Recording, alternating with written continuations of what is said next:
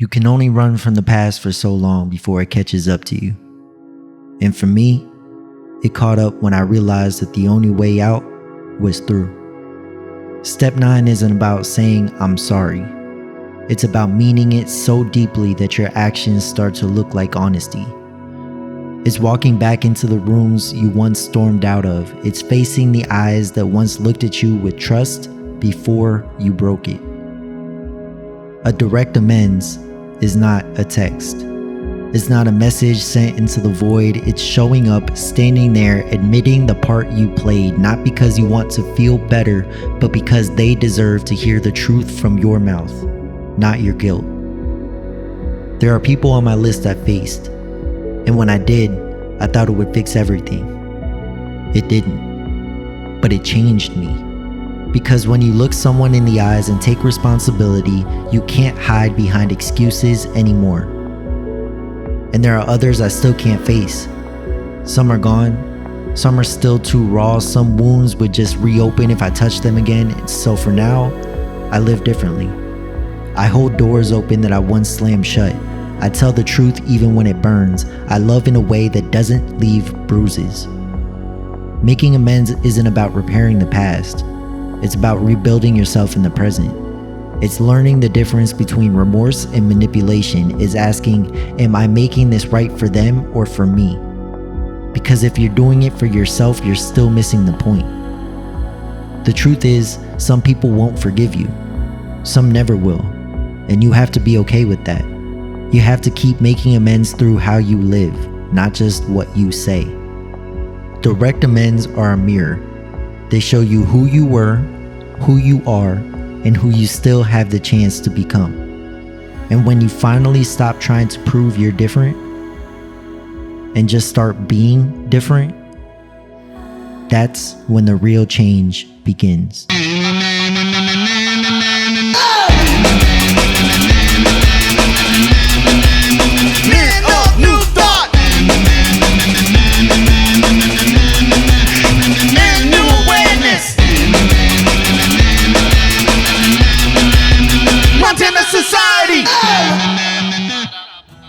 I thought they'd slam the door and curse me out. Some did, but even then I walked away lighter. Truth doesn't always win applause, but it clears the air.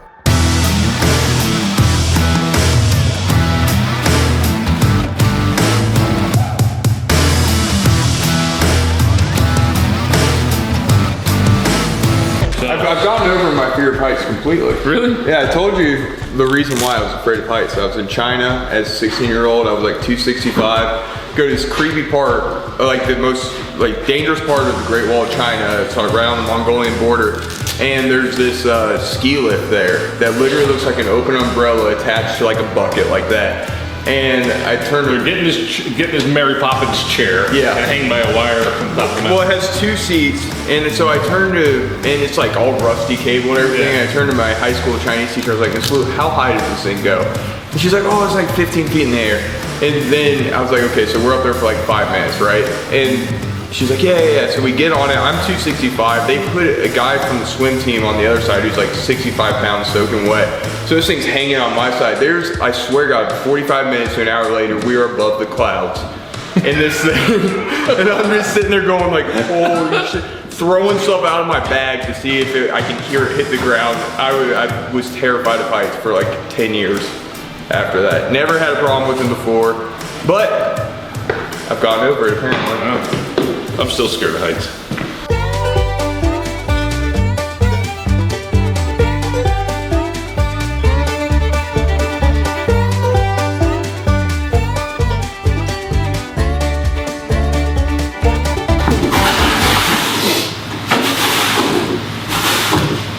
You want me to show you the crib? This is the crib. We had all of this, everything that you see in here was all bare bones. There was no walls up in between the rooms. We had Noah in there crushing it on the grinder for days. And he also was shaving the walls. Bada boom. And then, that was stupid. Came in here, put up some framing right around here, right around those rooms, created a bedroom over there, created a bathroom over here, cleared out all this crap right here. We just got done putting up these cabinets right here. I guess this is going to be the main kitchen area. We're gonna have a hood and a whole chef's delight over here. I don't know what that means. Whole kitchen area. Here we got this odd looking bedroom. Noah's been painting in here. How's it going? This guy, Noah. I'd be the Noah. He's the Noah. Then we came in here. Well, we came in here simultaneously. And you shut your mouth. Reed and I got all this plumbing in here done. Put in that vent there. There's gonna be a toilet there. Set this very nice shower. Just finally put the glass doors up. This has been a project we've been working on for what, 4 weeks now? And while we were outfitting this area over here, a few of us were out here putting up these light fixtures, these fans, and today we're going to finish up out here putting up these nuclear looking chandelier light fixtures over there. And then I'm thinking we're going to be about done with all the electrical work.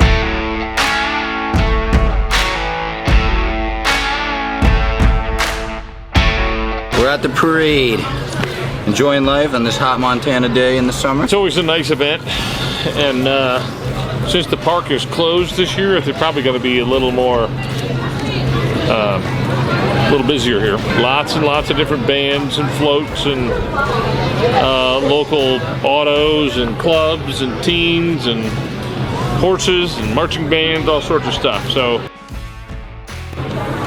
it's a great time. This is our 5th year here.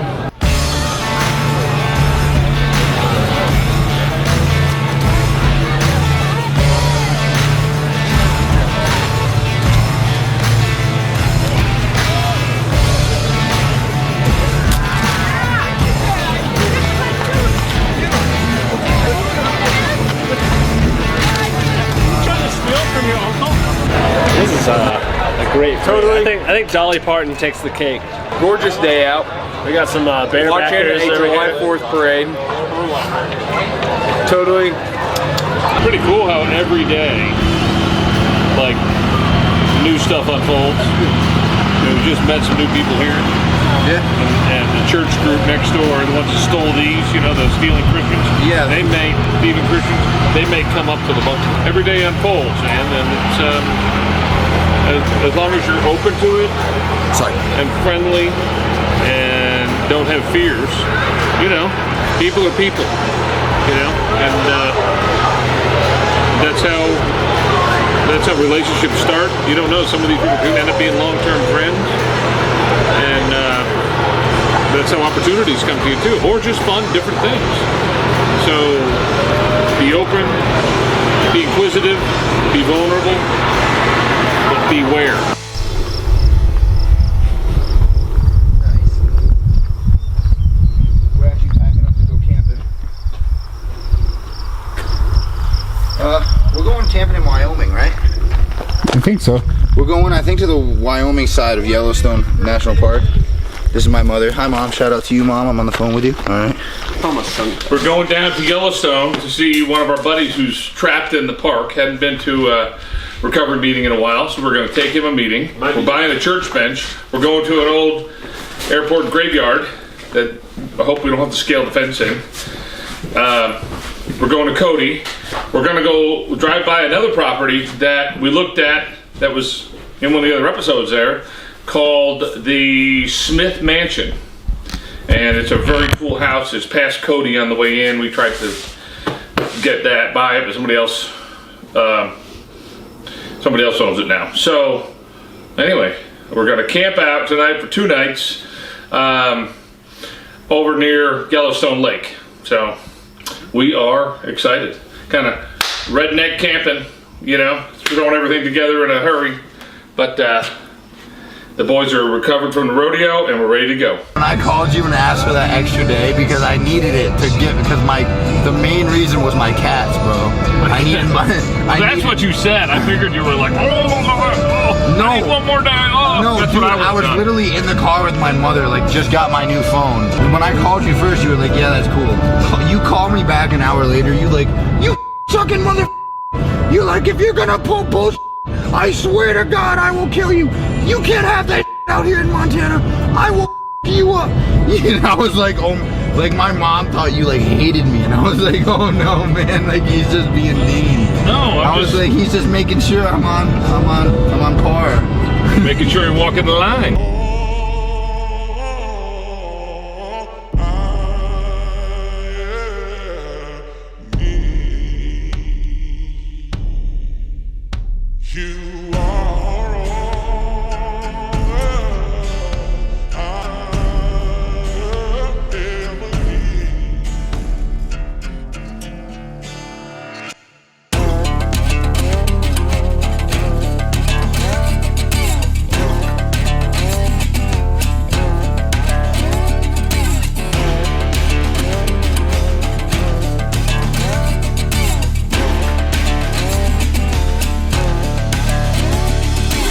We're locked out of why we came here, to get into this airplane boneyard.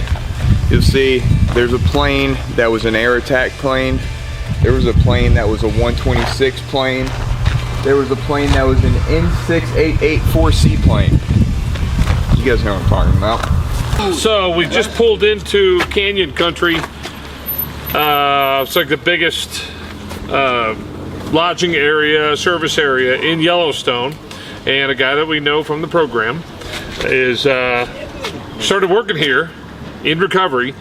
He started working here for a summer, and 2 or 3 summers ago we met him, and then the guy that was the head of cleaning up this place hit the road, and then my buddy Lee took over. What's up? So how you doing, man? Good, man. Good to see you. You as well. All right. So I was here last year for a 7-month season, and I've been here. I got here, when the hell did I get here? Early April. I was staying at the bunker with Warren. Yeah. And then I got work started, and then I got the promotion over here. So kicking ass, you know? So, are you head of lodging or kind of everything, every building? Maintenance. Maintenance. But I mean, head of the maintenance just on lodging or all this No, stuff? all this. So like light It's a bulbs and lot. trees Light falling over? bulbs, And... tree up, chainsawing stuff, all that fun stuff. Yeah, it's a lot, man. It's crazy, and it's like I said, going into like a management role from what I'm used to. It's, you know, it's different. Like I'm a worker, like labor worker. You know, I run like projects, but like being a manager of like 12 guys, 12 maintenance guys, and like all this. It's like a lot.